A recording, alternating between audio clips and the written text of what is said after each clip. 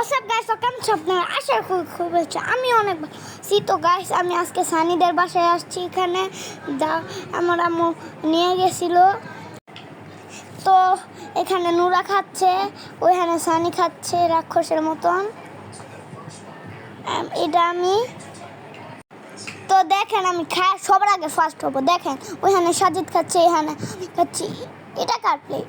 ওই যে সানি, এখানে আমি।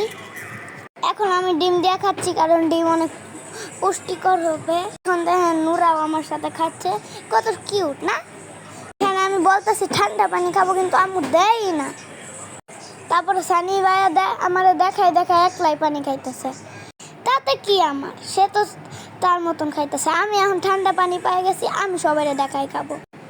দেখেন, আমি ঠান্ডা পানি খাইতেছি আর আমার দাঁতটা শিরশির করতেছে। এখানে নুরা ভূত চাচ্ছে, আমার ভয় দেখাইতে চাইছিল, আমি ভয় পাই নাই। তো দেখেন, এই যে কোক, বাইরে বৃষ্টি পড়তেছে, কত সুন্দর না? তো এখন নুরারে সবাই ভূত বানানোর জন্য প্রস্তুত হচ্ছে। তো এখন আমি কিছু না, তাহলে চোখে কি জানি লাগাইতেছে। এখন লিপস্টিক দিল। এসব বাচ্চাদের লিপস্টিকটা দিয়ে আমার একদমই পছন্দ না। আমি কোক বাকিটা শেষ করে সাজিদ আবার কি বলতেছে, হ্যাঁ? তো সানি রাতের মধ্যে কি আমি তো এখানে এইগুলা করছি।